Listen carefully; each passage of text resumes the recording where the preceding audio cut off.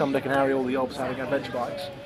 Or to try and keep some kind of, polite people having adventure bikes. People who respect the culture, Yeah, done their homework. Exactly, but you can't restrict it. You can't do that. And ultimately, the people who've got adventure bikes and don't want to do that and don't want to respect the culture aren't going biking, and they aren't doing it. So who cares? I don't really care if I'm associated with those in the UK. I don't really care. I don't really mind looking a bit like a Ewan and Charlie wannabe in the UK. That doesn't bother me. It's the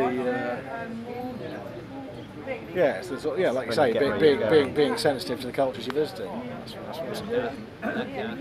As best you can when you're turning up on a motorbike, which is every bit weighs as much as their village, is worth as much as their country. It's absolutely insane. Two people plodding around in spacesuits, trying to fit in. Exactly. Doff. Don't mind us. Look, we're on motorbikes. We're just like you. That's insane. I don't know what we're trying to achieve. It's so true, though. Who knows? It's going to be very interesting to see how we're received when we get into the poorer countries, because obviously in Europe we're very well received. Yes. Everyone's really pleased to see what we're doing, very impressed by what we're trying to do. They want to talk to us, they see the stickers, they're like, wow, you're going, you just come, you're just setting off. Whereas when we actually start getting into rural Africa, it's going to be very interesting to see what the reaction is. Yeah, exactly. Why are you here? Yeah. What do you want? What, you come here for fun? Crazy. Yeah. I've kind of got a point. You left your electricity and your running water. Exactly. So you left your constant or dependable supply of electricity and dependable supply of water. Absolutely. Clean water that isn't going to give you some kind of horrible dysentery. Yeah.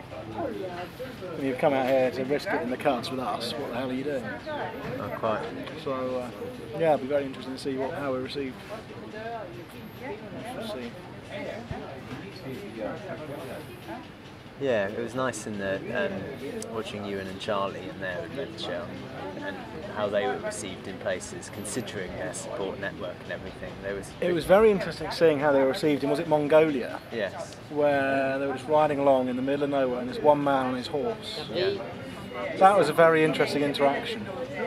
Very interesting interaction. It'll be interesting to see if we get anything similar.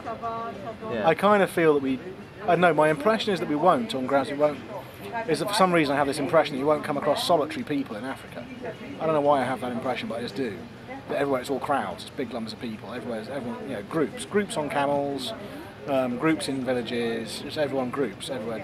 Whereas in Mongolia you can picture a lone man on his camel, tending to a camel? Potentially a camel in Mongolia, but it was actually a horse.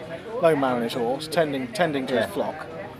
Just out on his own. If you read that book which I had on the Congo about the guy who traced the Stanley's route to looking for Livingstone, and when he found him, he carried on going, and that was basically down the Congo from Lake Tanganyika, and he came across a man pushing a bicycle.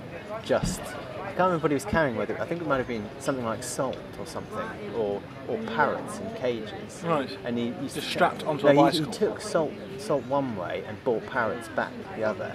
And he took parrots down there because each parrot, and he went the whole way into West Africa to sell these parrots because they were worth like a month's income or something per parrot. So he'd come back with just one bicycle pushing it with all this load on it apparently. Just using it as a trolley. Yeah, it's a great book. Yeah, very interesting. Keep meaning to give it to my mum. Forgetting. Sorry, mum. Very interesting. Very, very interesting. But yeah, no, I think we will come across solitary people. Yeah. It'll be very interesting. Carrying heavy things, incredible distances. Probably. Yeah. Because I met a South African bloke, and he was not your typical kind of South. He was more a Zimbabwean type, not your typical South African. Yeah. Not your Safi. He was saying to get to the UK, he'd hitchhiked from his town because his parents worked and couldn't drive him anywhere. He'd hitchhiked in the local Cafe Bruce or whatever they're called. Not Cafe Taxi Bruce, sorry. Cafe Bruce sounds like somewhere in London, doesn't it? Indeed, yeah. A taxi Probably Bruce, is. A bush taxi. Yeah. And just had sort of hitched his way across using all the local transport and everything from the middle of nowhere. Wow. And the police would kind of catch him doing it because they were not supposed to do it. And give him a lift. What was he not doing? You're not supposed to hitchhike. Oh, right. Not allowed to hitchhike, especially white, young white people. just because it's kind of dangerous. Dangerous, get taken advantage of or whatever. I don't know. Yeah, get taken hostage. Really live in service. I don't know. I don't think so. We come from two